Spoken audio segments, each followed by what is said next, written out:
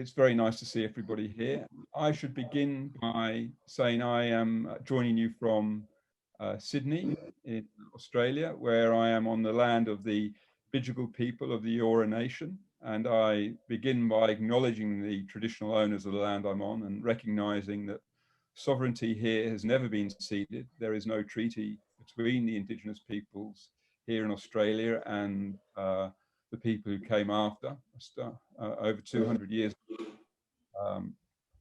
And that's an ongoing issue. And it's an issue that I think is relevant, very relevant to our discussions here also. So I pay my respects to their elders and to past and present, and to any Indigenous Australians who join us here today. I would like to thank Robert and the team at the Office of the High Commissioner for Human Rights for organising this forum and also inviting me to lead the session. I'll just say a few words about the diplomacy training programme and then about the session, the discussion we've got, and then we'll move straight into things. I should begin by saying that the Diplomacy Training Programme is an NGO that's affiliated with the Faculty of Law. I've got the banner behind me here. It's affiliated with the Faculty of Law at the University of New South Wales in Sydney. And it was established 30 years ago to really invest in civil society, invest in the capacities of civil society. We've had a very long-term engagement in the Pacific with movements around self-determination and decolonisation, the anti-nuclear movement, and with movements for human rights and development. So this, our presence here continues that engagement. Since about 2018, we've been working with our regional partner, PIENGO, the Pacific Islands Association of NGOs, and our local partner, the Citizens Constitutional Forum in Fiji, with Business and Human Rights Resource Centre, and with the Office of the High Commissioner for Human Rights, to build sort of knowledge, awareness, understanding of the UN Guiding Principles on Business and Human Rights, the relationship between the UN Guiding Principles and the SDGs. And we've done that in response to requests to say that there are a whole lot of issues that are coming up, and that building knowledge and awareness of these frameworks would be useful. So we've had 2 regional programs in Fiji, bringing people from across the Pacific. We've had a program in November last year in Port Moresby in Papua New Guinea. And most recently, we've had an online capacity building program, online because of COVID, but it's a very, it was also a different approach. And it's been quite, it's been a very interesting experience, because I think more than perhaps our programs in other parts of the world, these have drawn in representatives from many different sectors, including government and business. And they've been very interesting discussions and dialogues. And it's lovely to see some of the participants in those programs here joining us here today as speakers and presenters, as well as in the audience. I think it's been very much our sense that in the Pacific, it has been those that have come from outside the Pacific, the loggers, the miners, the fishing fleets, that have been most responsible for the harms that have been reported, that have been seen, that have been raising concerns. And I think it is therefore a very critical question for communities, for business and for governments as to whether the UNGPs and the SDGs can be used to set the terms for business engagement in the Pacific. Can they be used to help shape what investment comes in and how it comes in and how communities are engaged?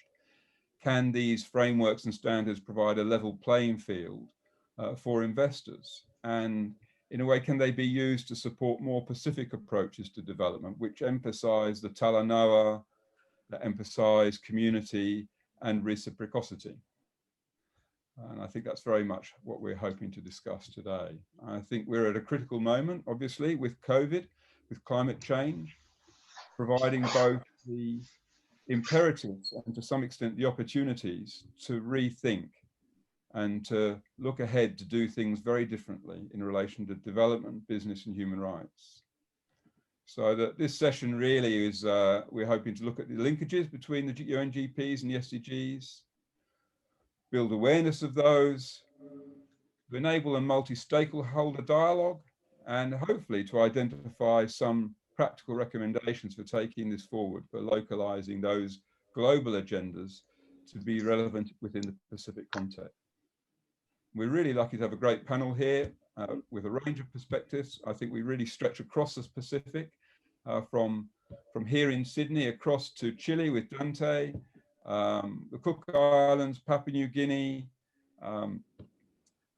Fiji, and of course Hawaii. So we've got a really great spread of perspectives and experience, and I think we'll get off to sort of framing the discussion, and then we hope we have time for a dialogue also going forward. I won't spend a lot of time introducing each of the speakers in terms of giving their biography and background. You've got all of that in the program, I think. So they're very distinguished, they bring great perspectives. We're really honored to have them here today. We will hope that you can use the chat room to raise questions, to raise issues as people are speaking. We might go from one speaker to the next, and then have time for discussion and questions at the end. I think the session is being recorded, so please bear that in mind in making your remarks. And we're normally Chatham House rules, but technology doesn't really allow that to the same extent today. So without further ado, I would like to introduce Dante Pesce from the UN Working Group on Business and Human Rights. He's the Vice Chair of the UN Working Group.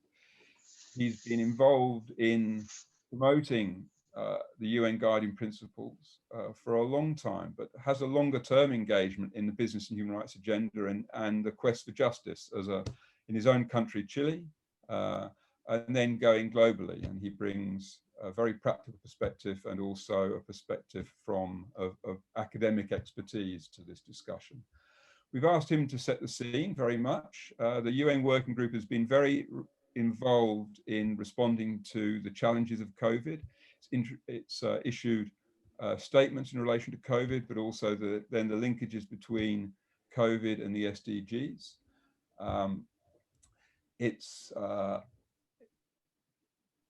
It's been very active in saying we are now 10 years into the UNGPs. Where do we go for the next 10 years? The next 10 years of the UNGPs coincide with the imperative to realize the Sustainable Development Goals.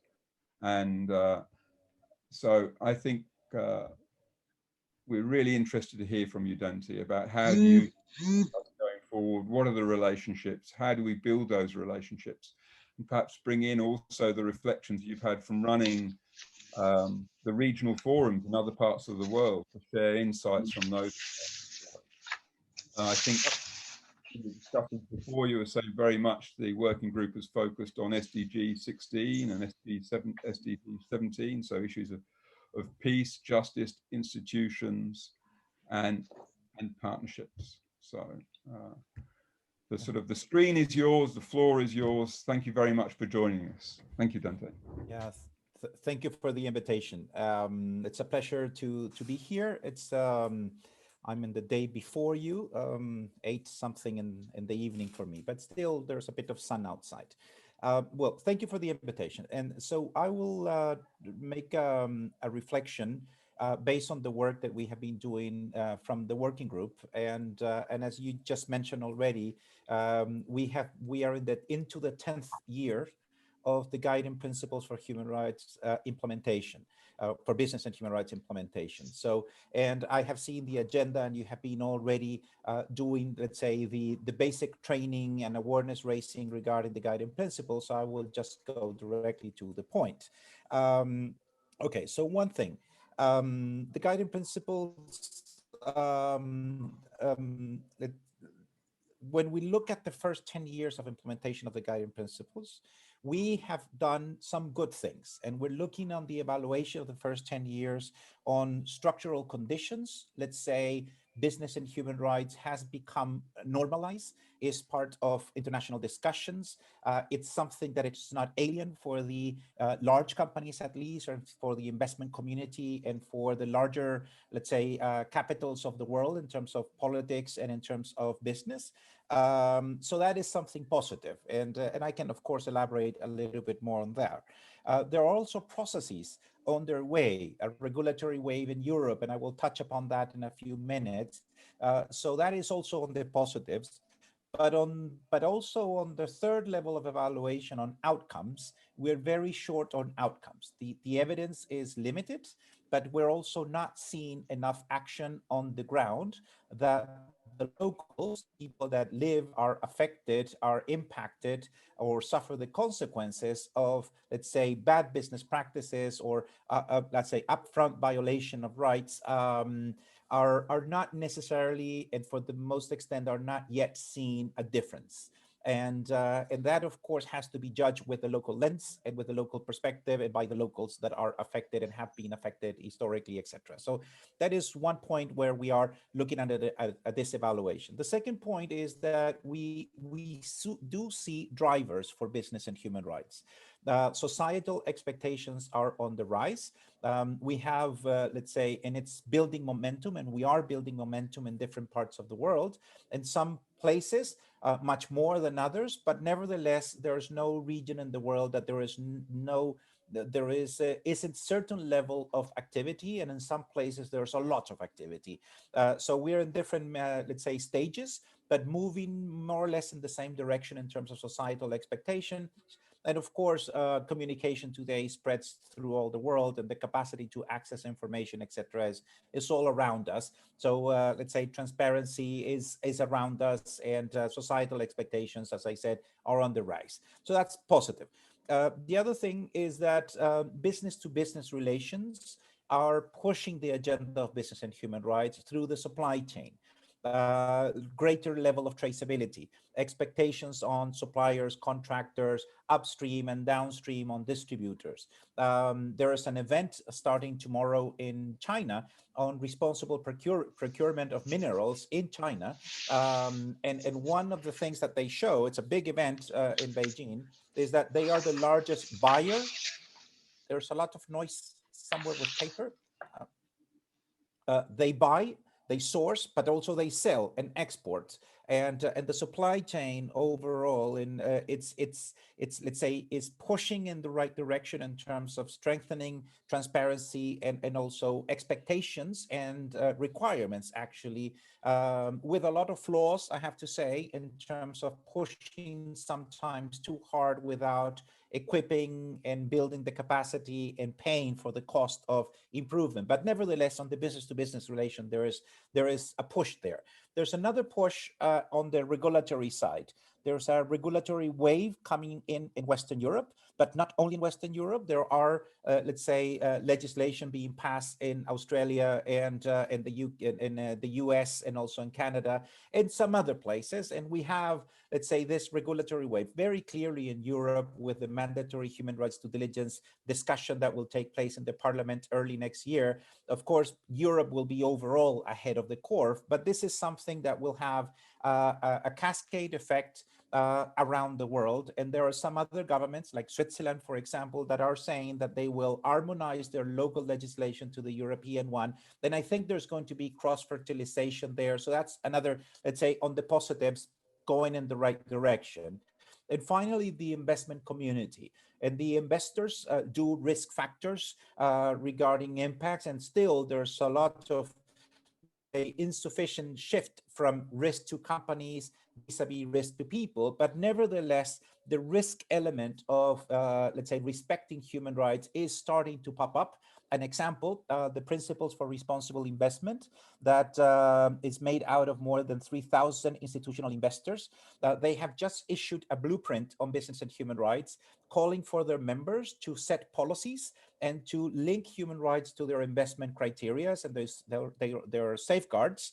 And today, less than 5% of their members have their policies in place, and they want to move to more than 95% within the next 5 years. And that is the official target, let's say. So we will see movement clearly in the investment side. So all of those are on the positives and at the big picture level where we're moving in the right direction. We're also seeing convergence among standards, especially with OECD and their different frameworks on due diligence, for example, and normalizing due diligence as entry point. And we also have convergence with ILO as an entry point for the respecting labor rights and fundamental rights at work. So we do see positives there. Where we don't see enough positives, and we have issued our concern in public, is with the SDG agenda. And there are other agendas where we haven't seen convergence yet.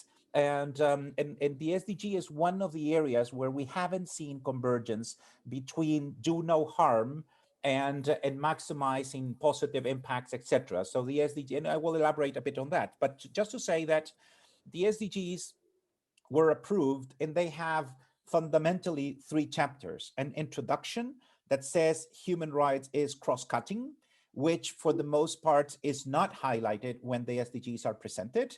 The recognition that the SDGs are not separated in silos, but interconnected and with a systemic approach, let's say logic, and not separating them and disconnecting the goals and the targets. But for the most part, policies are being put in place in silos, linked to ministries or to projects, etc., and not with this systemic approach that was approved.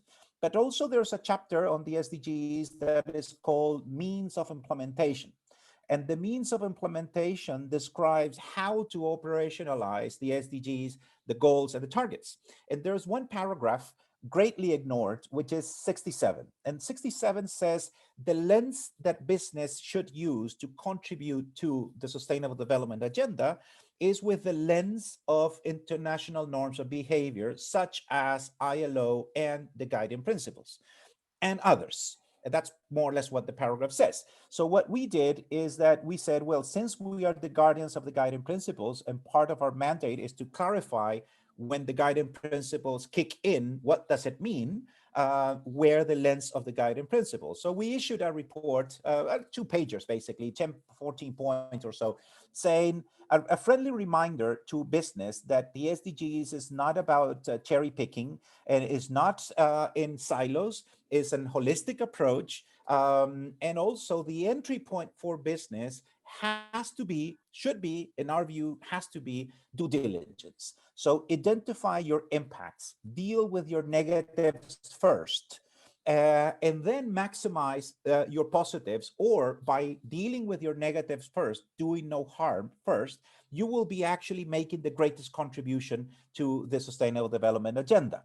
And that has been a very, very tough call, because it's a more difficult call to be sell when in parallel the let's say the selling or the presentation of the SDGs is mostly about maximizing the positives, doing good, and the doing good, of course, is welcome, but is doing good starting from where? From not doing bad or doing no harm. And that element of due diligence has been missed.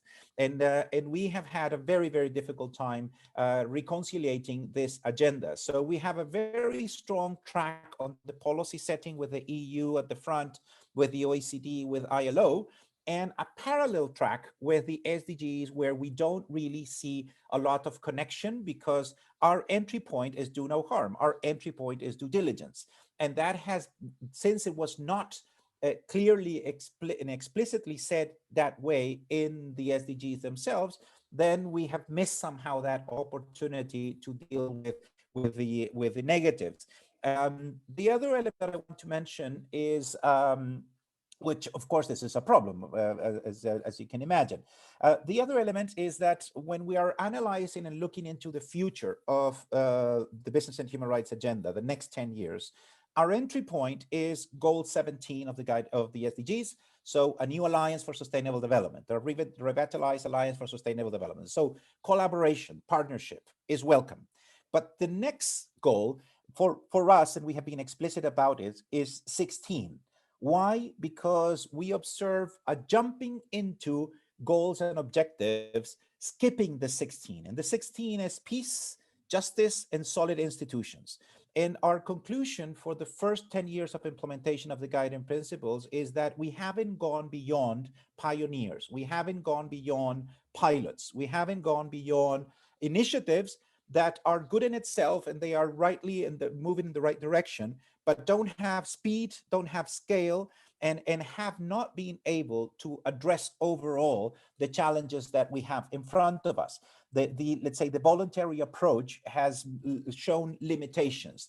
The win-win proposal have shown limitations. That's why we're welcoming, let's say, moving from more a carrot approach to a stick approach, from soft law to harder law. So that is a trend that we see. And what we have articulated in the narrative, let's say, looking into the future is, if we want to look after solutions linked to goals and targets of the SDGs, we need to build them on top of institutions.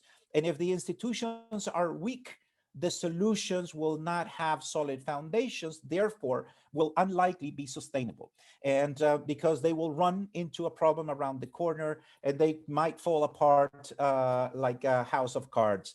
And that is a fundamental issue. And when we look at institutions, we're looking at governments, we're looking at governance, we're looking at around local stakeholders, indigenous people, of course. And what we see is a power imbalance, lack of good governance, very often bad governance, with a cross-cutting issue of incompetence in some cases, unwillingness in some other cases, and upfront corruption and total capture of the state and many others. And therefore, we have a governance failure at the top in terms of making sure that agreements made at the top actually not only cascade, but are actually deliberately implemented on the ground. So we are so far failing for the most part, not completely, but failing for the most part. And then we need to actually build the infrastructure on the ground to actually channel real practices on the ground. I was listening on the previous discussion on mining, and I agree. There's a weak governance, small island states with a huge investor at the other side. It's a complete imbalance of power. But it's the same imbalance between an SME and a large company, or an individual and the company that they work with not having a union to represent them. So this power imbalance is part of the infrastructure and capacity that we need to build on the ground to actually make the solutions work. The good news, and this is my final point, in this evaluation that we're doing and building a roadmap into the future, we have full support today from global unions, global organizations of indigenous people, global organizations of NGOs, and the business community, the employers and the chambers of commerce, fully on board into this agenda. So we're building a coalition of the willing, recognizing the failures, the governance gaps, the capacity gaps, and of course, as we look into the future, those are the elements that we need to fill basically all these gaps. And one thing that has shown that is working, where we have more uptake of this agenda, is where races to the top peer learning exercises like the one that you're launching this week in Fiji for the Pacific Islands are actually in place, because it's the most cost-effective way to accelerate this trajectory and making all the right connections and creating the enabling conditions to actually move this agenda forward. It will happen anyway, I will say, but if we want to accelerate the path, it's something that we need, of course, local ownership, local leadership, and this is the right platforms to be built and to build on top of them in order to get this acceleration to happen. So that will be my, let's say, opening remarks, Patrick, and if, of course, happy to answer any question if possible, if I have an answer. Thank you. Thank you very much, Dante. That was terrific, and I think it's so helpful to get a sense of what is happening elsewhere and the challenges that emerge from very intense 10 years of activity around the UNGPs, and it is such a big agenda, and then challenges of integrating with the global agenda around the SDGs. Yeah. I think and it is, Patrick, an agenda that could have failed completely. It could have disappeared. And the fact that it's an agenda that is there growing, and in some places growing very fast, it says a lot in terms of where that we are heading in the right direction. That's our conviction. And we need to move from the pioneers to the mainstream, and from patchwork of solutions to a more systemic approach in a let's say agenda. But I think we can get there. And that's, let's say, my not only my hope, it's my conviction actually. Yeah, so I think I think one of the strengths is that the agenda has brought together lots of different interests, and that was there in terms of the consensus adoption. But the UNGPs, the SDGs enable people to come in the room together, and I think so to move away from that global perspective then to a perspective from the ground, I think, and to in a way that's precisely one of the values of the UNGPs, is it enables these dialogues to happen and then to work out progress towards implementation with very different levels of I guess, engagement and very different perspectives. So from that global picture, maybe Georgina, we could move to you and get your perspective on, I guess, the challenges that you see, both as a disability advocate, as an entrepreneur, also, and as a leader within the civil society movement around disability in Fiji and the Pacific. It's terrific that you can join us. I think you have a presentation you'd like to share, and it would be really, I think, interesting for us to see.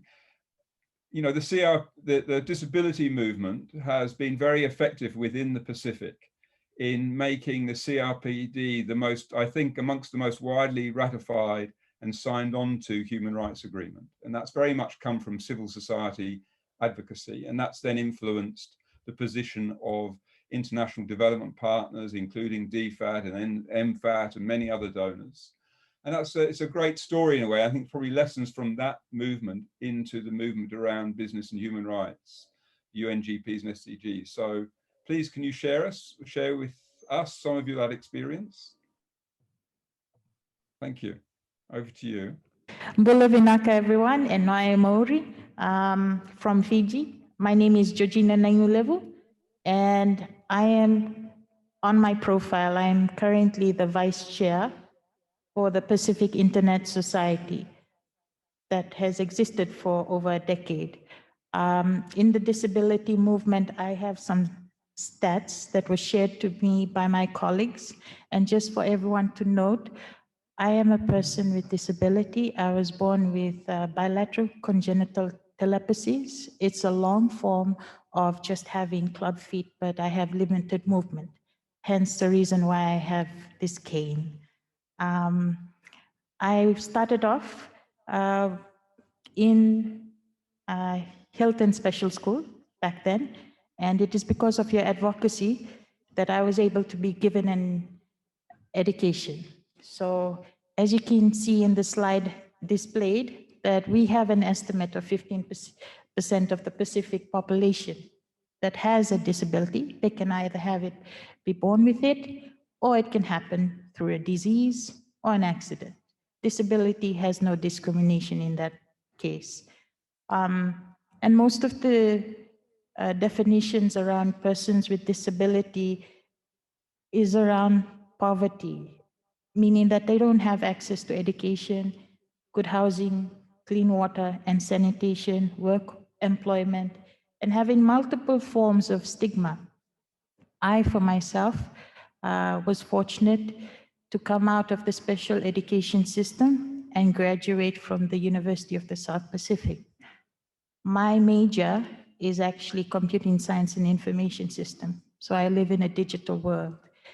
And that for me encompasses a possibility, a world of possibility to empower. So usually technologists like to say that they are enablers. And it is an honor to be here amongst you, development partners, and those that have created the environment for that to happen. if you go to the next one, when people talk about disability inclusion, there are preconditions to that. In order for a person with disability to actually have meaningful participation, they need access to a few measures that I will share to you today. For myself personally, and sharing across from what I have experienced, the measures of the private sector, I'll just share with you a snippet of something personal and I have experienced, is the tenacity of parents, caregivers. In terms of human rights, I believe that it is a right of a parent to be able to provide for children with disability.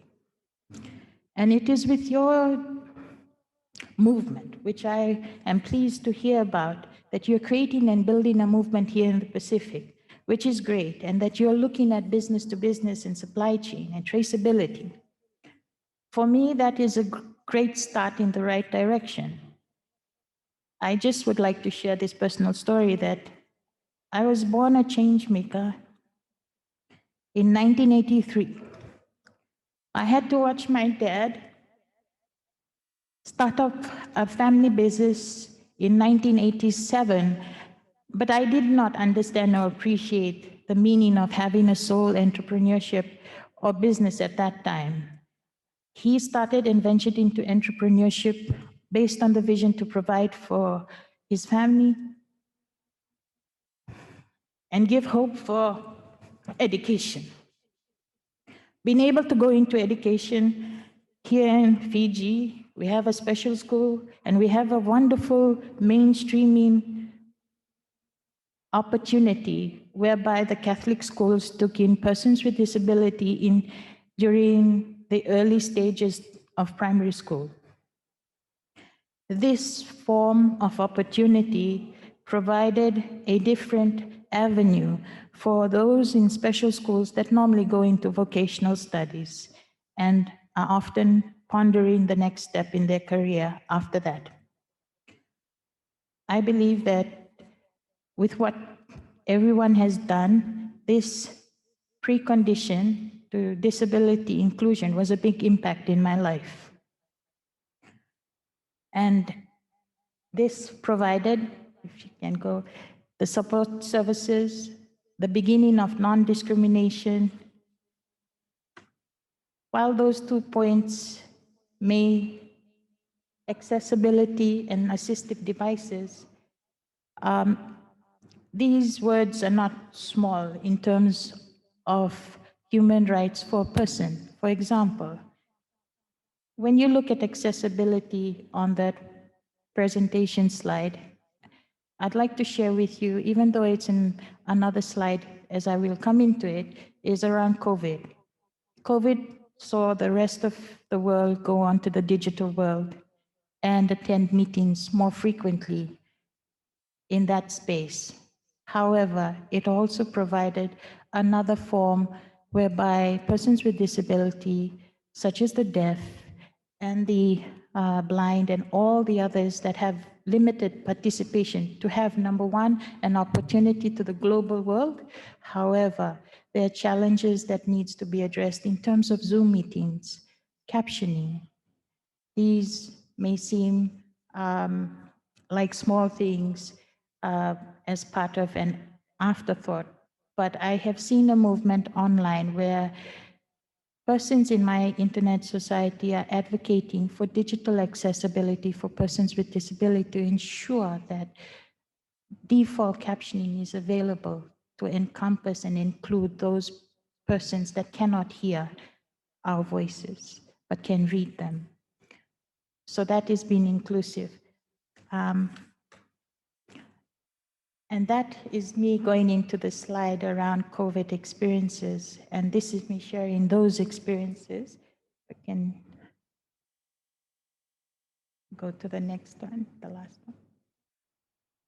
Okay, so here, just to make it simple, I've tried to keep this slide as simple and concise as possible because there are different types of disabilities, but one of the things that we can do as is to ensure that there is captioning, enable that they are easy to read presentations for those that are going through, that need to understand the message that is being sent, and to have translators to target that audience. When you have persons with disability in the room, to ensure that these small courtesies are available across the globe, and having access to internet. We are small island states, and not the cost of internet across each country is not as cheap as we think or readily available. Some countries in the Pacific and the small island states have slower, longer times for you to read an article. And that can sometimes be frustrating to the reader. However, for persons with disability, that's 7 times fold. I don't have as much development experience in impact. However, I can only share with you the things that I have experienced, and only can provide you with suggestions. As we go towards the barriers for private sector for a person with disability,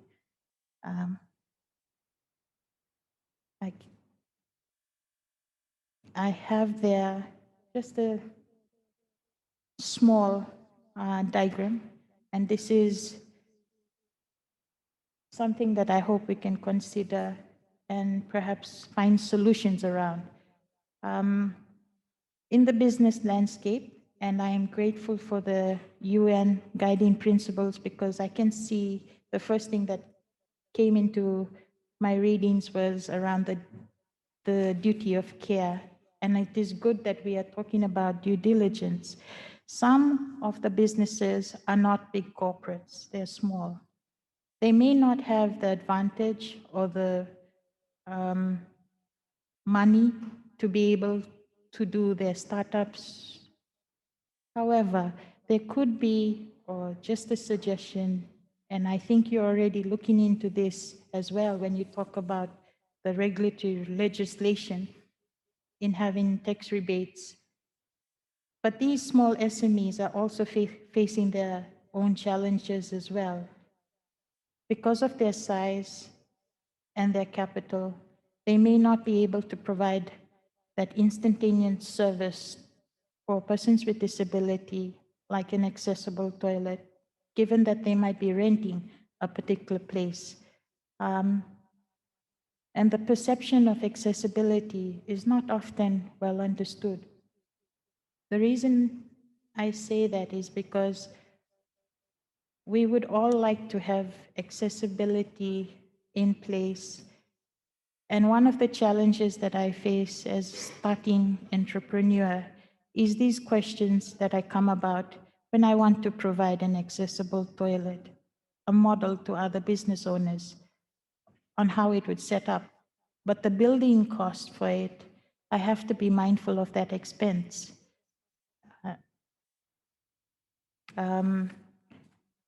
So those are some of the challenges that I face, and also trying to do up contracts for persons with disability.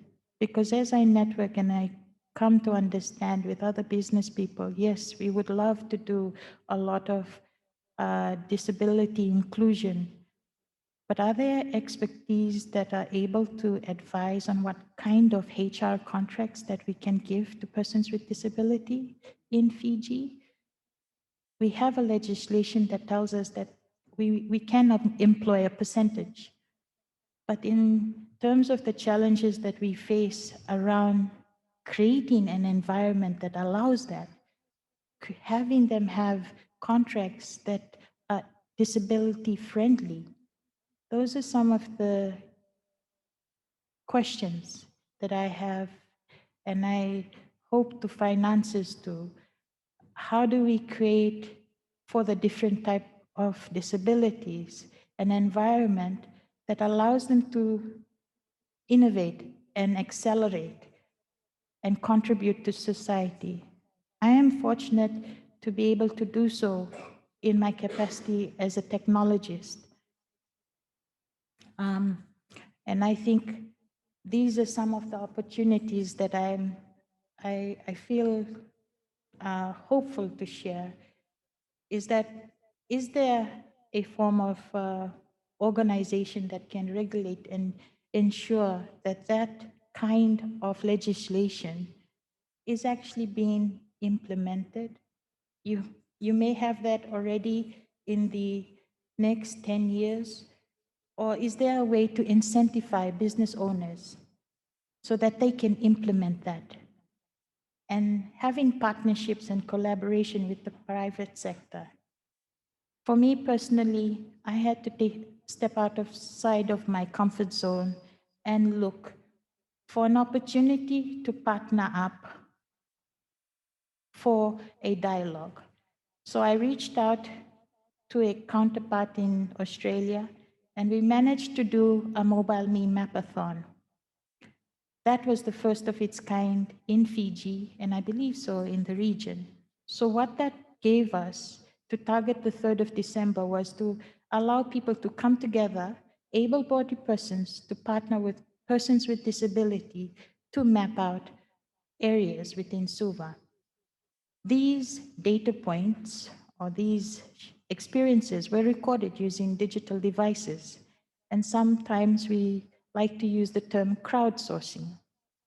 So in a day, we were able to crowdsource 400 points around the Suva area and share that data with government. That was the only practical way I could find to do an accessible or an access audit in a short amount of time and partner up with those that are not disabled, but have the care and empathy to join us. I know that business human rights in the future, you are looking for the UN guiding principles for persons with disability. I'd also ask that we also take a look at our support networks, those that are deaf, those of new forms of industry. For myself personally, watching my dad and coming out and getting this degree, and then looking back at him, I realized that he did not have the carer support network during those years. However, it is with those kinds of networks and with your donor helps that we are able to become who we are now. And for the communities in the Pacific, we are usually very powerful in terms of community. We love to help each other.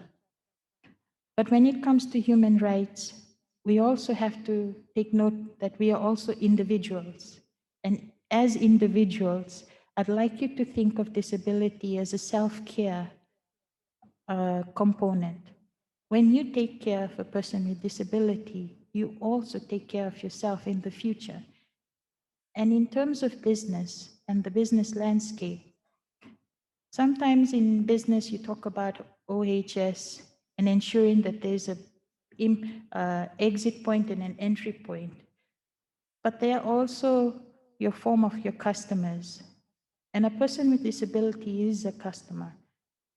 That when they become customers and you include them in your planning of your business, you include a new segment of the populace. But if you include them and think of them as an afterthought, you will actually incur an expense because you'll be trying to make provisions after that.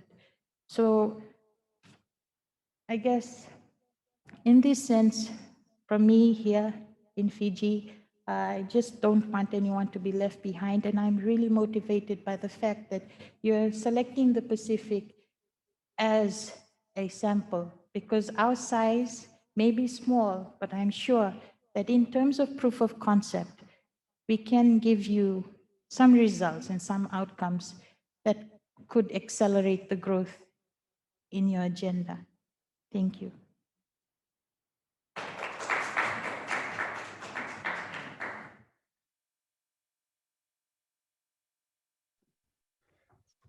Thank you so much, Georgina. That was fabulous. It was really moving and very inspirational. And I think your voice has been heard certainly by the UN working group through Dante, and to take that message back to the international stage, the Pacific, your perspective as a woman with disabilities, but woman with disabilities in the Pacific, and as a business person. And I think it was a very powerful and inspirational presentation that seems to me to draw out some very strong things about the linkages between the UNGPs and the SDGs and the rights agenda, the potential of the UNGPs to amplify the Convention on the Rights of Persons with Disability, and the way in which the UNGPs, with its framework of respect, protect, respect and remedy, provides a sense of shared responsibilities to the rights of all. And how do we bring that in then to make sure we're addressing issues of discrimination, that no one is left behind? I think that is really the imperative behind both the SDGs and the UNGPs and our binding human rights framework. So thank you very much for that.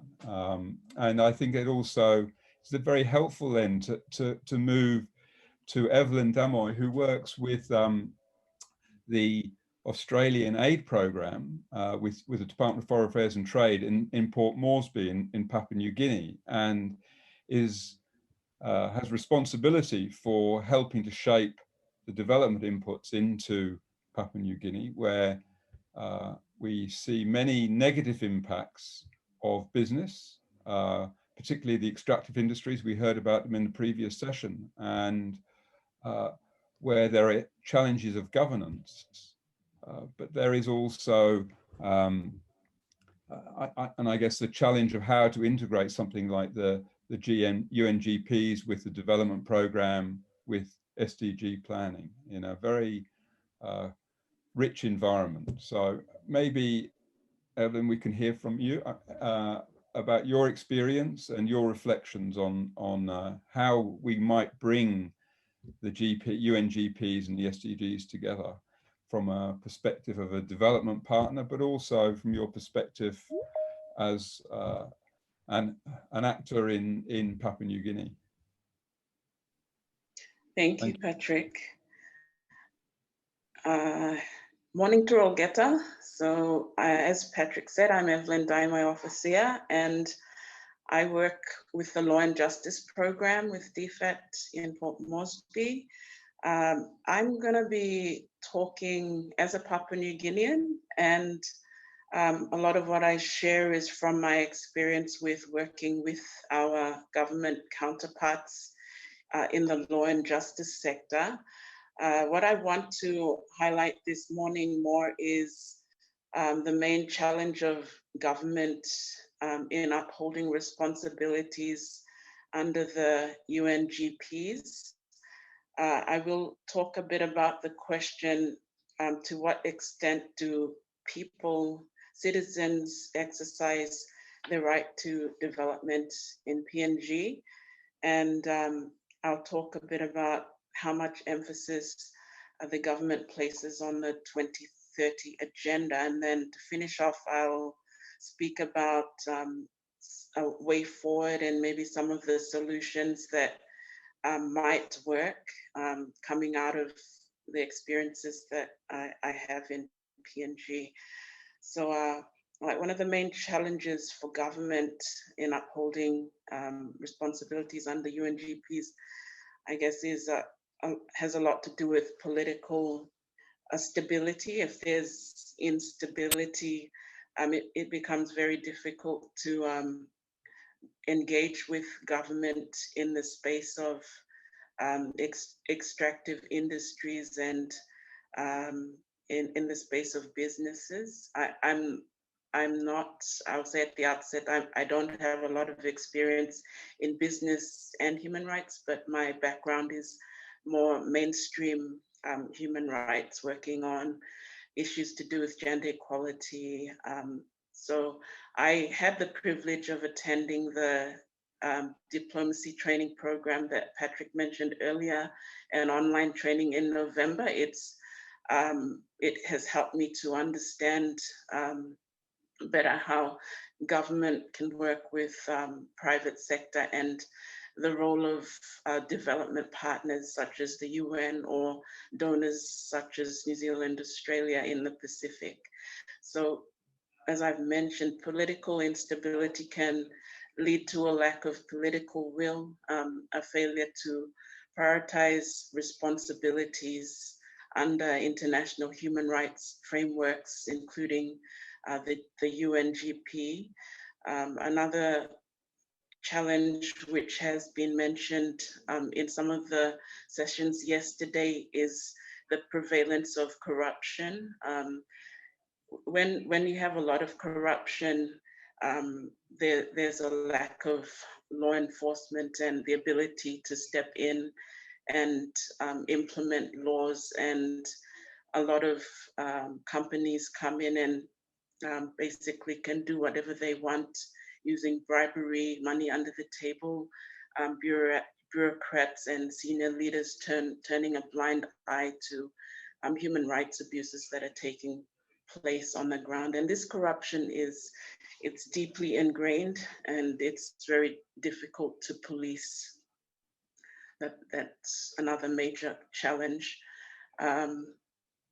Another challenge I have seen is that across the Pacific and in PNG too, PNG is one of the larger Pacific islands, but we have populations living in extremely remote locations.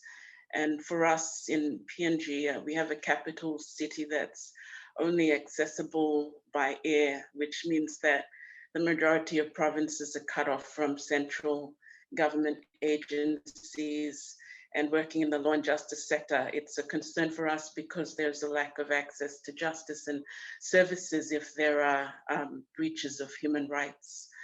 And we also have a lot of populations with low literacy levels. If I can just talk briefly and share a story about how I came to have an interest in how businesses are sometimes not abiding by their commitments that they should have under the UNGPs. I did a monitoring visit to one of the cities, and during one of those trips, I had the opportunity to travel to an extremely remote community. There's a gold mine there, and at lunch with some of our government counterparts, someone whispered in my ear and said, we have an issue with pack rapes happening.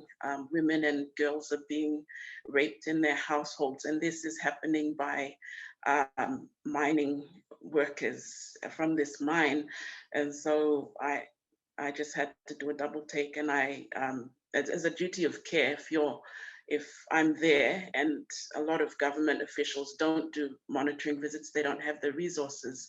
So when I heard this, I came back to Moresby. I did my best to try and advocate for this within DFAT, and it became, I became aware that we actually don't know how to respond when the private sector impinges on the work that we're doing in the development programs. And it was very difficult to try and get traction in responding. Like I've seen on that same visit, there were children dropping out of school to go and pan for gold in the rivers. I witnessed women with little babies on their backs standing beside men in the rivers panning for gold, just because it's easy to get money to put food on the table, that sort of thing. I've also traveled to other provinces where logging companies are present, and there's a lot of underage marriages taking place, girls being given away to men, this sort of thing. And it's rampant. Like I'll say it's rampant because of what I mentioned as a challenge of corruption. So government representatives seldom travel out this far, so they would have no way of knowing the human rights abuses that are taking place, and the victims have no way of knowing that their rights are being abused because they haven't had the opportunity to be made aware that there is something such as human rights and things like that. A quick look at the question of to what extent do people access their right to development in PNG.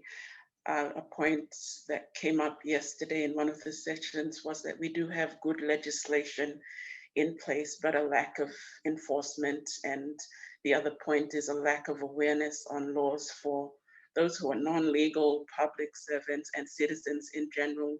And my guess is politicians and bureaucrats as well.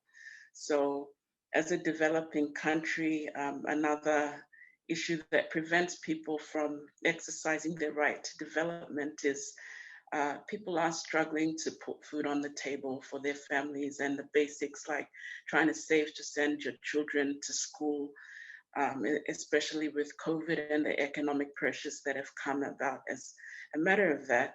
The basic human needs are not provided for people. Then in reality, people don't really think about things such as rights to development. This becomes overcrowded and people aren't proactive in demanding for their rights to be observed. And like PNG is, I will say it, that we're probably not as advanced as countries such as Fiji, where I see a lot of empowerment programs and people being empowered to stand up for their rights, whereas PNG, we can learn a lot from what is happening with our Pacific neighbors. I'll just talk quickly about how much emphasis the government places on the 2030 agenda, and often it's the struggle to respond to effectively to domestic issues that take up most of our government's resources and efforts. This thing of being down in the weeds and not being very globally focused.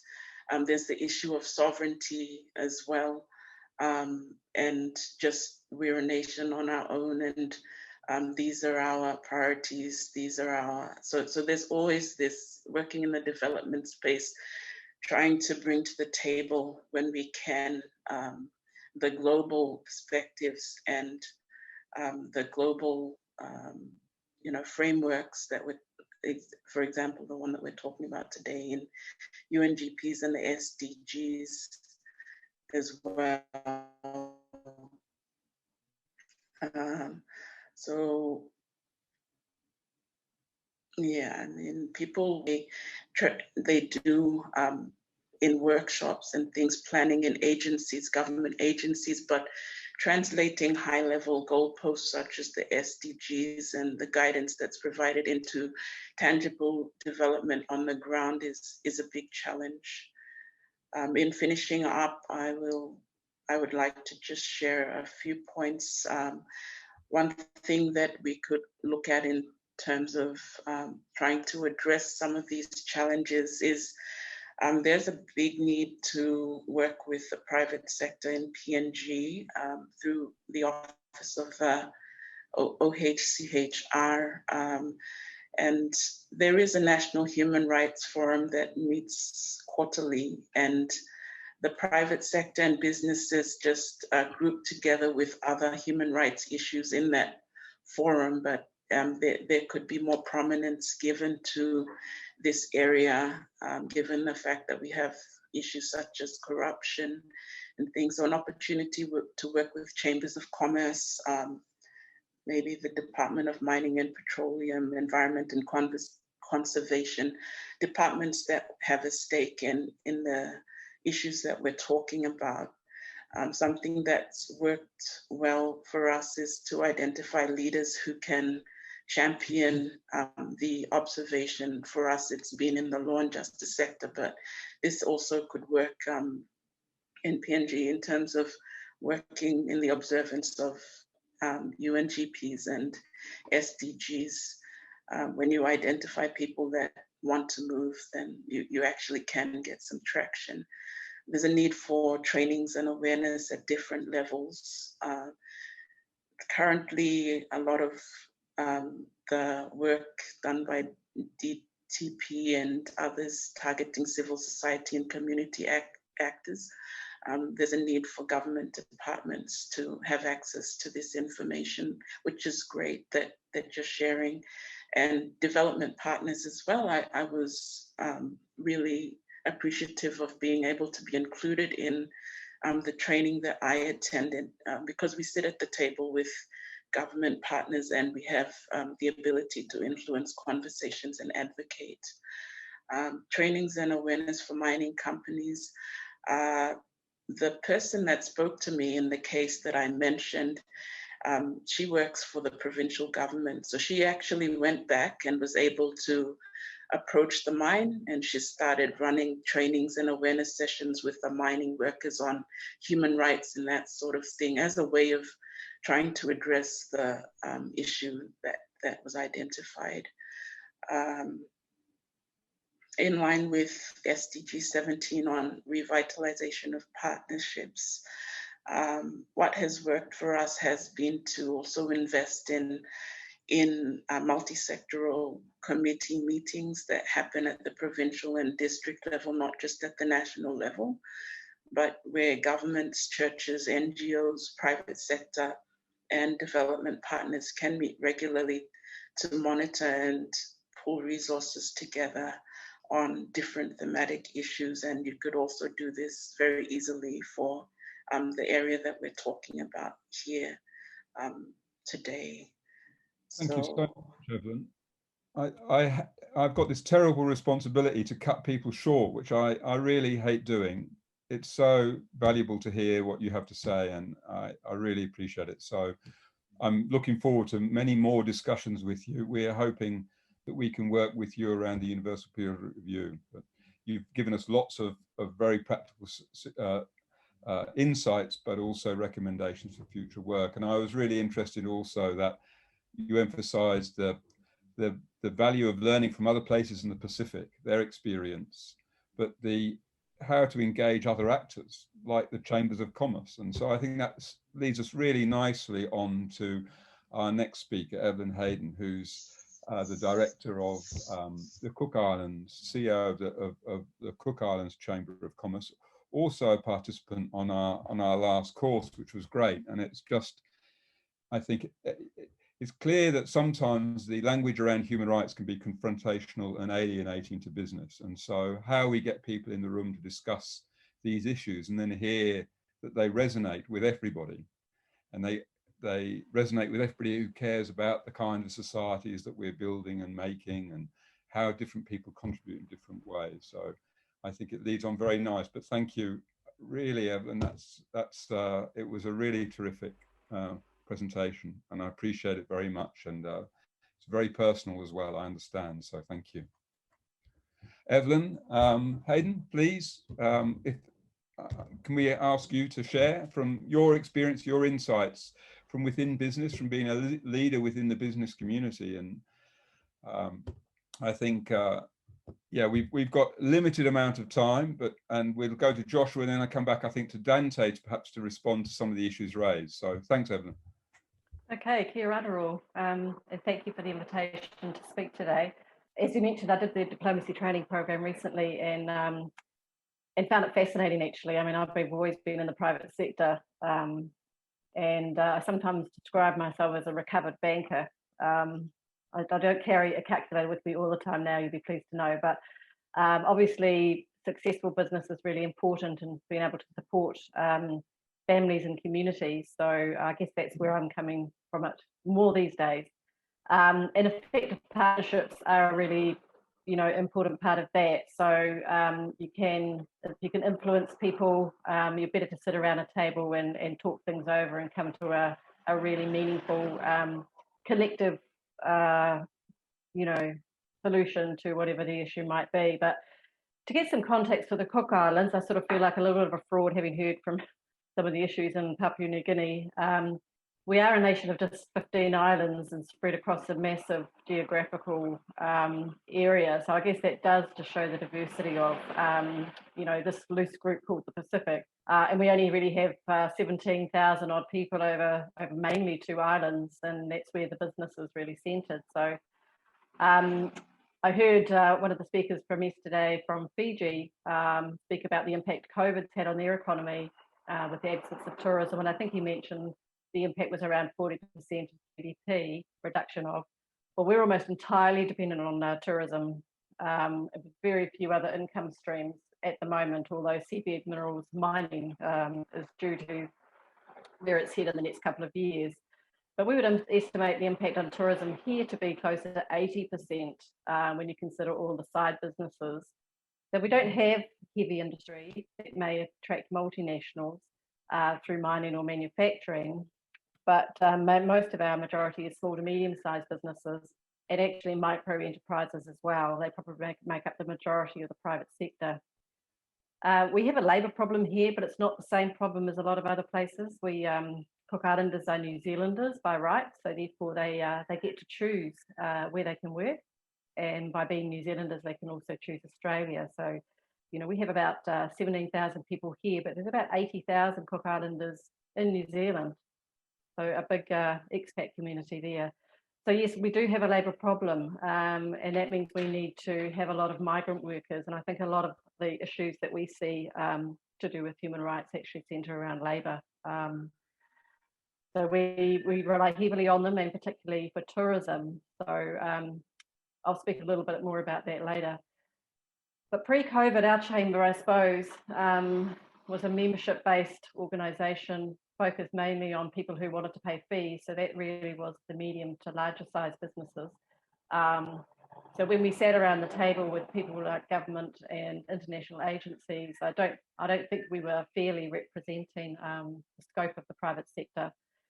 But we've been on a journey since COVID, and I think, you know, sometimes this brings out the best in people and the worst in people and does create some opportunities. So, but we recognised as early as February, when, you know, COVID was sort of just starting really around in other places, that if our borders closed, it was going to have a massive immediate impact on our economy, let alone the health of the people. We sort of let government focus on the health side of things and getting that activated, but the private sector met, joined forces with the Chamber, joined forces with the Tourism Industry Council and other prominent business leaders and owners, and we sat around and talked about what the impact was going to be, how severe it could be potentially, and how we could protect both our businesses but also our workforce and our capital. We figured that if money didn't get out to the communities very quickly, if border closures did happen, there would just be massive redundancies and business closures. The time of year that happened was, you know, this is February, so that's traditionally our low tourism time of the year. 70% of our guests come from New Zealand, and they tend to travel when it's cold in New Zealand. So that time of the year you also tend to do maintenance, and your cash flows are at your lowest ebb. So it really was a tsunami that hit us at that time. So we set up a business support office to help deliver the government assistance. So first of all, we did a white paper which really produced some recommendations to government about how to assist the whole community, not just the business community. And the government adopted most of our recommendations, which was amazing. And that consisted mainly of wage subsidies and business grants. So we set up at the Chamber a business support office to enable as many people as possible to get access. So while the government had a very efficient way of delivering the assistance through systems, this meant you needed to have internet, you needed to have bank account numbers, tax numbers, and business records. And of course, the people in our informal sector really struggled with this aspect. So, you know, we had queues of people out the door, we were recreating financial records, helping them set up email addresses, the whole lot. So I think we have learnt from there that our business community is very wide and very diverse, and has many challenges actually. So as part of this, there became at some point a little bit of negative discussion around migrant workers as they continue to receive wage assistance through the wage subsidy.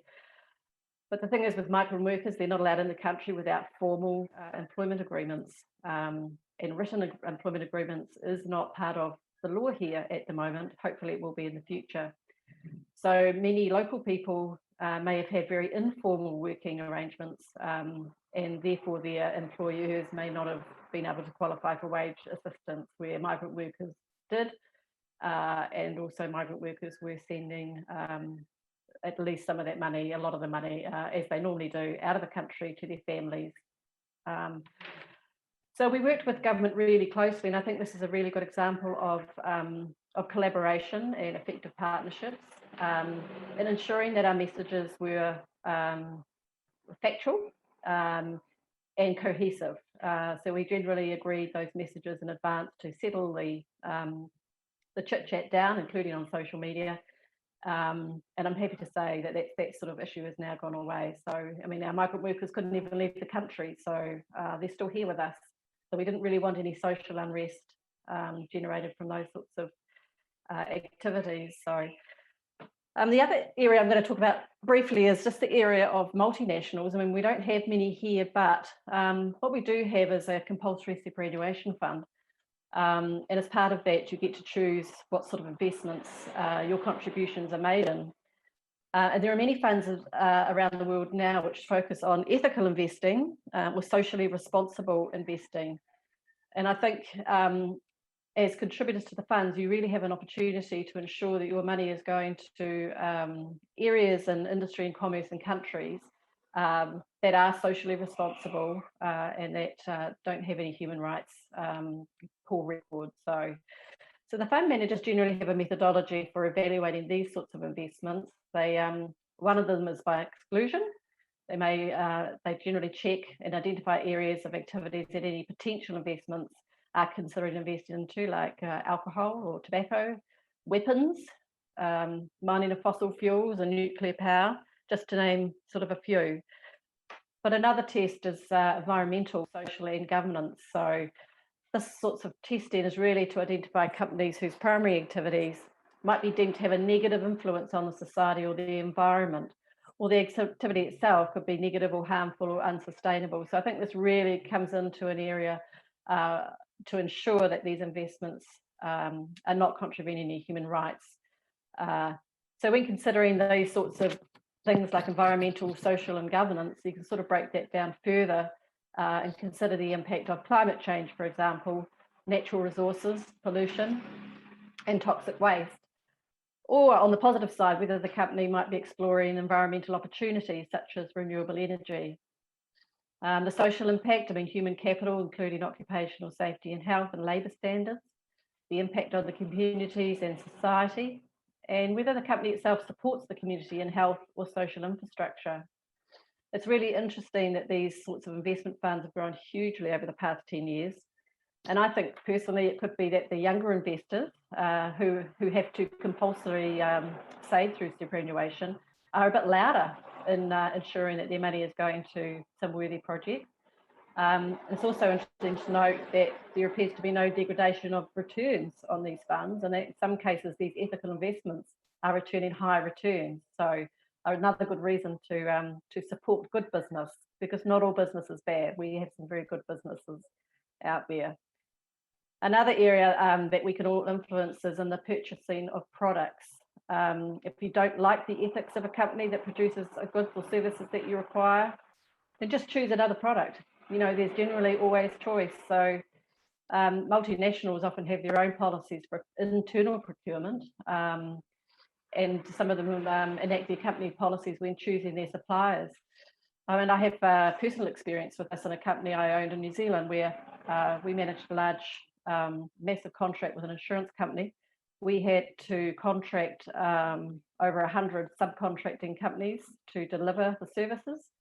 And we were required as the primary contractor to ensure that all these subcontractors had proper health and safety policies in place, adhered to all the labour laws, were environmentally sound, and a number of other things. So, you know, there are many ways that you can influence what happens at this point. I guess as the Chamber of Commerce in the Pacific, we do represent the private sector businesses and employers, and we have a good opportunity to be the influencers by informing government, civil society and business through policy, legislative reviews, and by ensuring we're at the table when there are discussions that involve the the whole spectrum of business and human rights. Our Chamber recently made a submission to a select committee who were reviewing the Crimes Act. The recommendation by the subcommittee had been to recriminalise same-sex activities, which is a massive step backwards in terms of inclusion and discrimination. Our argument outlined the discrepancies in the goals set by government when they signed the Decent Work Country programme last year, where they stated a major goal was to eliminate discrimination. So our role at the Chamber really was to make sure that the community were aware of this document and that the government had signed it. And that when the government signs these kinds of things, it is for the whole of government to enact, not just the ministry who signed. So I think this was mentioned before in linkage. You really need to make sure that not just businesses that need to do this well, it's governments as well. You know, leave no one behind really wasn't part of this thing that they were trying to do. In terms of the support for us, I guess like many chambers, we couldn't continue these days to operate just with membership fees. So we've diversified our services now to include a lot of capacity building for our members, and that includes the micro enterprise now. And that's meant we're now receiving funding from some international agencies, including New Zealand. But I guess finances will always remain a bit of a challenge.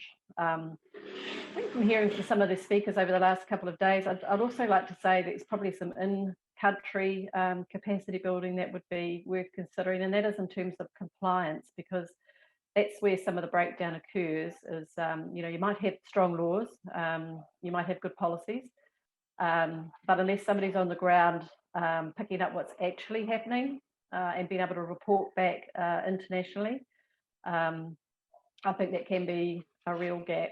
So, but we've made some great progress here in recent months by changing our approach with government. I think in the past we were more known for being maybe hostile and a bit troublesome because, you know, there's not very many layers here, and not a great deal of layers in the opposition party. So sometimes it was the chamber that had to be the monkey, the elephant in the room at certain times. But I feel we've now got a degree of mutual respect for the work that we've done since COVID, and are now often consulted at the very start of change. So therefore in a much better position to influence. So yeah, I think that's all I really have to say. I'd like to finish up with my own philosophy about the private sector. If your margins aren't such that you can't afford to pay a decent wage, have a safe working inclusive environment and minimise your impact on the environment, then you probably shouldn't be in that business. Find something else to do. Thank you. Thank you very much, Evelyn. That's terrific. I mean, and again, so much in there, really. And I think it points to the need for us to continue this dialogue, to find the spaces also to come together and to discuss. And we hear the need for government, business, civil society to come together, and the value of building those linkages between different sets of standards that if we look at them all individually can be very overwhelming and confusing. We see that they're connected and they're linked. It becomes much easier to have and much more productive in a way. And I think that's one of the values of things like the national action plans on business and human rights. It enables that kind of joined up thinking around issues. And we might come back to that. I'm going to ask Dante, in fact, at the end to come back and respond to a number of issues that have been raised, because I think he's got great expertise there in looking at the working group, what its role is, how it can help respond with advice, and his reflections of what he's heard here today. Before we do that, I'd love to go to Joshua Cooper, who's many people know him. He's a trainer on DTP's programs. He's an activist in Hawaii and in the United States more broadly, lots of experience of using international standards and mechanisms. He's really helped us a lot in the thinking about how do we link the different agendas that can seem individually overwhelming, like the UNGPs, human rights, the SDGs, now the Paris commitments, the nationally determined contributions, and how can civil society engage in those processes with others to bring accountability, but also to foster dialogue. And he shared something earlier this year, which is really interesting, around, you know, the way in which the SDGs in Hawaii have been localized and really brought local business on board, and it's part of a global movement as well. So Joshua, thank you very much for joining us from Hawaii yesterday.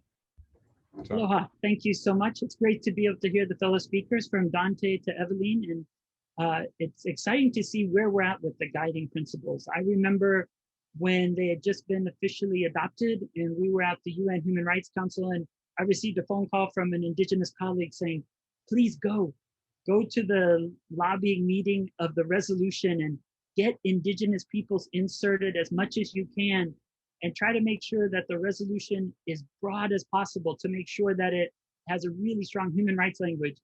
Even push for a working group. He said, don't go for just a rapporteur, because if we get one who doesn't appreciate Indigenous rights, then it's much more difficult, such as what had been done with working through with Ruggie. And so we did propose a working group.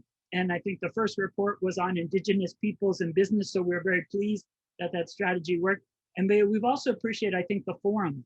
We thought the forum could be creative, building on the permanent forum on Indigenous issues. And I know from attending it a couple times in person, so dynamic, so many different sessions happening. So it's exciting to see, as we're 1 decade, what has been accomplished and how much has to go. And I think what Dante said is most important, that it exists is important, and that it's a new avenue for advocacy for us to use, and then to link all those.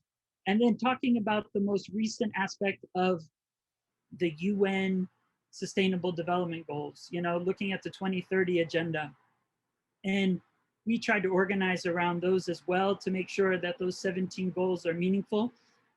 And I think the 2 points that are so important that Dante also talked about human rights, but the first and foremost is leave no one behind, to make sure to get that language in there. And I think that then brings all of our speakers together, talking about the experiences in PNG as well as throughout Oceania. But then the other one is furthest behind first. And I think if we have that approach, then we could build back better. And not only build back better, but build back better in beauty and balance. And I think that's what we need to do. And I know we have a far way to go. I know here in Hawaii, if we look at it, it's a lot to work on as well. And how we've begun to really approach it is to sort of localize it. So I'll just share, it begins with education. So here we did this first. We came up with these logos where we sort of localized it in a way, combining all of the beautiful cultures of Hawaii to bring in all of the different cultures with no poverty, but everyone has a lei. We kept the same color and same number, but localized it. We have a food box here. Those are one of the things that a great farm, Ma'o Farms, has created, where you can order your food that way. We have our mountains and our shaka for good health and well-being. And quality education is also is using Indigenous knowledge there. And of course, looking at number 5, it's that Beijing symbol we all know from the dove, but we changed it to our nene goose because that's our state bird. And so we looked at localizing it to put it into our understanding. We have there on number 11, the Aloha Tower used to be the highest building, and that was the center for business, but also our state legislature for number 11. And we also have our queen, Liliuokalani, who was very much an activist for reducing inequalities among all people in Hawaii. So that is the local version, and that turned out really well to educate. But then we also know that we have a host culture, so we indigenized those goals and kept the same color again, but made them what means to the people here. So making sure that it's the language there, kulia I ka vai vai, focusing on education, malama vai, looking at clean water. Number 11, Pu'uhonua, that is the Iolani Palace that existed at the same time as the White House. In fact, it had electricity in the White House. So it's looking at all that. And 13 was Malama Honua, the voyage of the double-hull canoe from Hawaii that went around the world.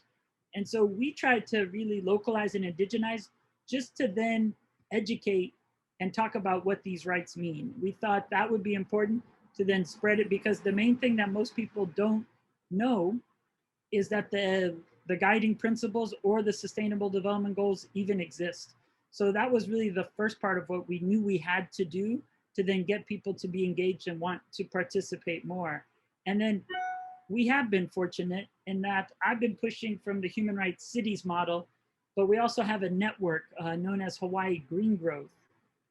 And I can share that website briefly, but it is a public-private partnership that really brings everyone together, business and community, NGOs.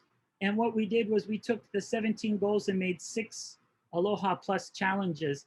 And this dashboard has been a powerful tool to get everyone to agree to measure what's going on. It's the way to see how we're doing. It looks at statewide metrics on everything. It has community data and stories, and it also has tracking local SDG progress. So everybody says if it's important, we measure it, and it matters, then we take action. And the exciting thing is we agreed to do that as a state of Hawaii, not just a city, but as an entire state.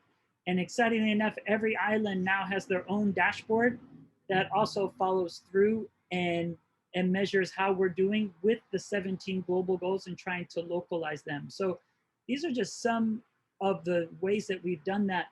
But we've also tried to take action. Just yesterday, we had our annual youth perspectives and possibilities for the SDGs, where they look at what are the promising practices, the best examples of each of the 17 goals. And then after identifying the best ones, because then everybody likes to see how good we're doing and then seeing if it's a positive example, if it can be replicated on other islands. The second part though is we look at where we're failing and just being honest, like where are we doing the worst on each of these goals?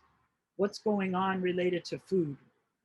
I do wish with the COVID crisis, so many more people were growing more food and you really saw a shift, but I haven't seen that enough in Hawaii. We still import way too much food.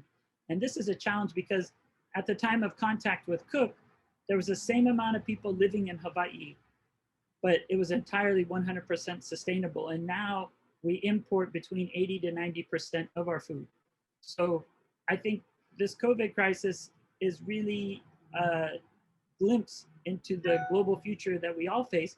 And the next crisis is coming. And besides another COVID crisis, there's definitely the climate crisis that we see in the Pacific.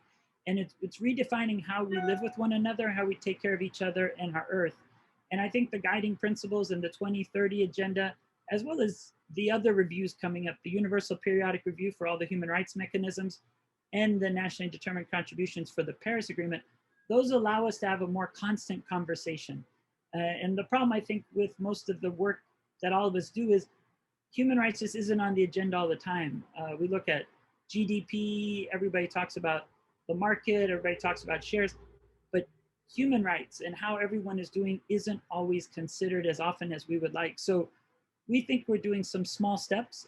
One new way, very much building on what Evelyn shared, is tourism is what our economy is based on. And the sad reality is that we are not diversifying enough. Yet when we look to our brothers and sisters throughout the Pacific, those that shut down and took care of each other, focus on people and health instead of profit and trying to go back, are the ones that then realize that the ocean is always there and continues to provide, and so does the land. And so I think if we look in Oceania and in the Pacific, there are models of sustainability that we can look and learn from one another and be able to then take those lessons. And that's the final part of that exercise of the Pacific Youth Dialogue, is when they identify what's wrong or where we're the weakest, then that's what are the simple steps to change those conditions? And most importantly, is it a scalable solution? And can we take those promising practices and replicate them? And one example I saw so far in the Pacific, I mean, Hawaii did a good job. We did the first ever statewide voluntary local review at the high level political forum. We did over an hour-and-a-half lab, much longer than the reviews of 20 to 30 minutes of voluntary national reviews, getting resiliency officers and sustainability officers from each island talking and sharing. And that's a positive. I think that's excellent. And we also had the full report at the UN General Assembly, and that's a good aspect. Sometimes if national government isn't doing enough, the voluntary local review, I think, is a good measure. But the truth is, when we look at where we're at, we're just not doing enough yet, and we have to think what is possible and how we can learn from each other. I think one good example is Vanuatu. in their voluntary national review, before they went to New York, they did a regional one where they invited NGOs and civil society and other governments from the region to say, what do you think of our report on how we're doing with our sustainable development goals? And that was excellent to then listen to one another and have Pacific Islanders looking at each other and talking about how that can be done. And I think the more we exchange around the guiding principles, the more we exchange around the sustainable development goals, the more we can understand how we move forward together. And the one last thing that Evelyn talked about with tourism is we started then coming up with a point system for our hotels to have them compete or incentivize to become more green with a point system. And one of the biggest points is that hotels invite us in to come in and teach the guiding principles, the Paris Agreement, the SDGs, and the UDHR.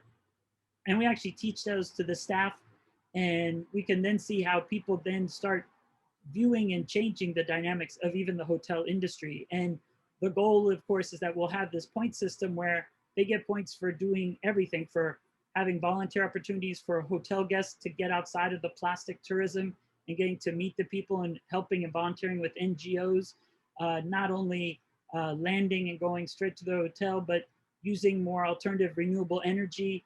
And so, you know, we're doing our best to change our main industry, which is tourism, in a way to transform tourism, but so that actually does reflect the guiding principles, but also the sustainable development goals. And we'll stop there because I am excited to hear more about the dialogue. Mahalo. Thank you so much, Joshua. I feel terrible. I'd love to listen all day, actually, and I'm a terrible moderator because I just can't stop people speaking, because everybody's been very inspirational today, and I feel very inspired and motivated to continue the work.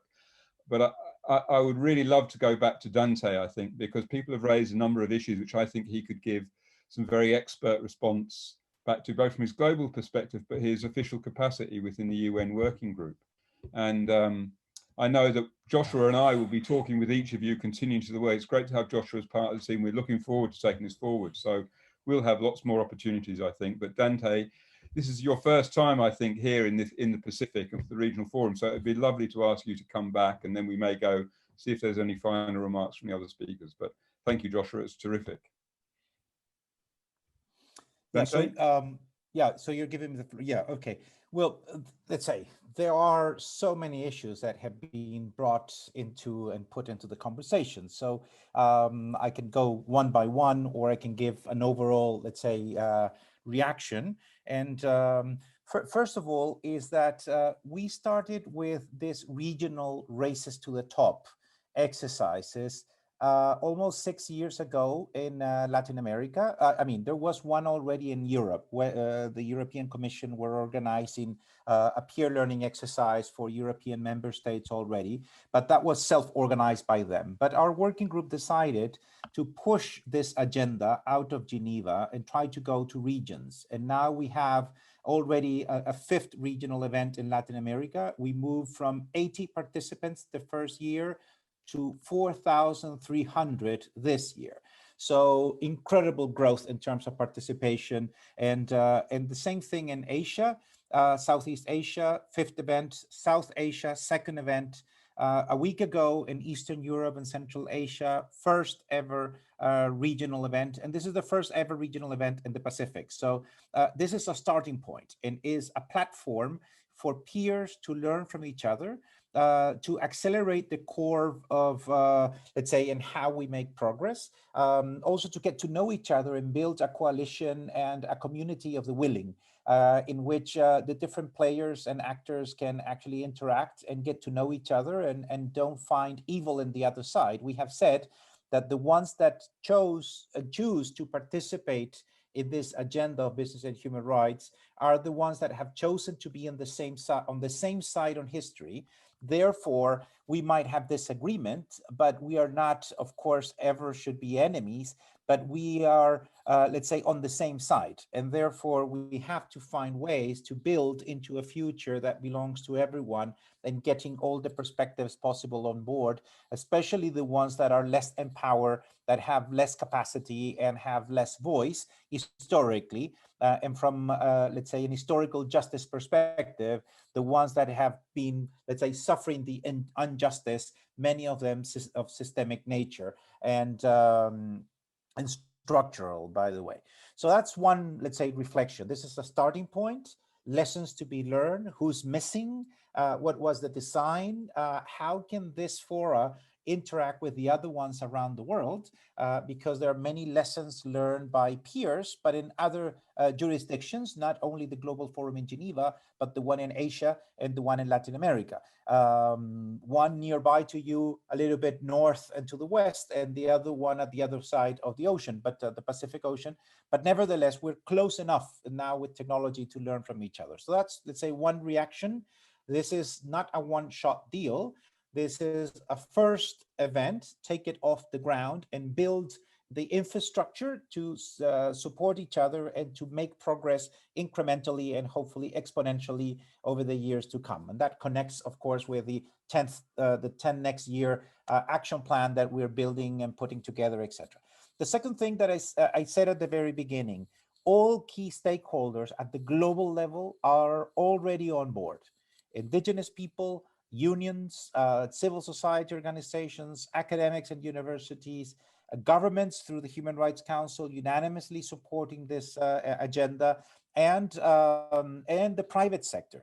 The private sector not only represented by, let's say, the usual suspects like Global Compact Networks and the World Business Council for Sustainable Development Networks that exist in about 60, 70 countries, but also the International Chamber of Commerce, squarely behind this agenda, and the International Organization of Employers, also squarely behind this agenda, which creates the conditions for a national, regional, and national level dialogue, like with the Cook Islands Chamber of Commerce, because certainly at the global level, this is a conversation that is taking place, but it's not necessarily taking place at regional and local level. And we need the local champions to lead solutions that have to be owned and led by the locals, of course, but everyone else, let's say the Office of the High Commissioner and the UNDP, that is a key partner for us, the OECD, ILO, and other UN agencies, we're all in support of, that we will not replace you, the locals, the ones that are there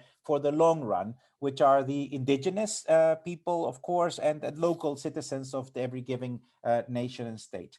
The other thing that I want to reflect is the lens to be used.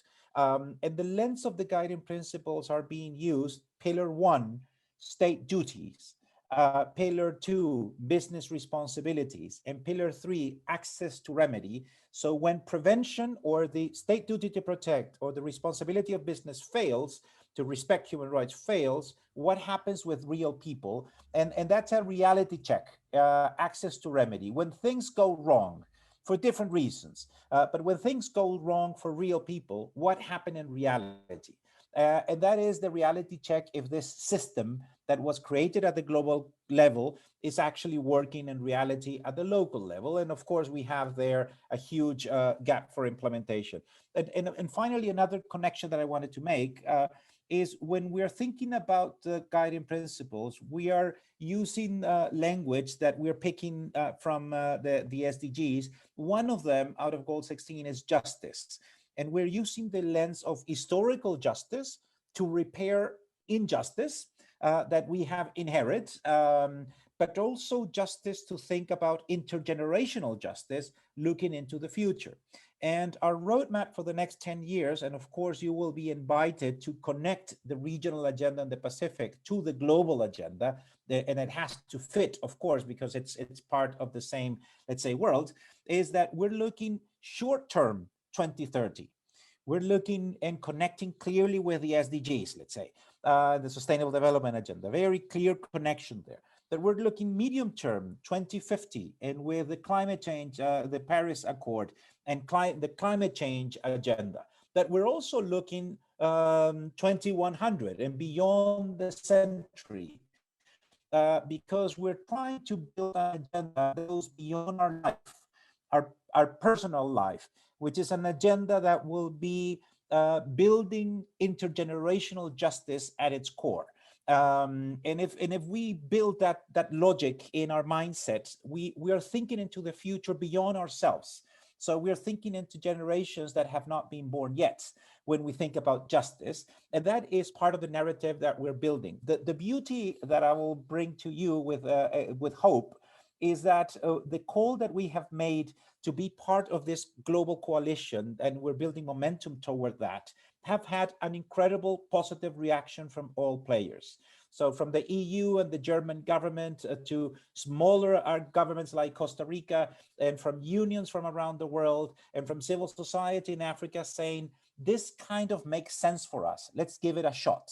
And let's use this lens, government obligations, business responsibilities, and access to remedy, the reality check, let's say, if things are working in reality, to drive and to guide actions into the future in a more systematic way, coherent way, integrating agendas in a way that makes reasonable, logical sense for all players to be able to buy in and be part of this big tent in which we can build into the future together. So that will be my final reflection, with a big invitation to remain engaged. The Office of the High Commissioner, of course, is there on the ground as an entry point, and that entry point is willing to engage with all of you and to move forward as we look forward. Thank you.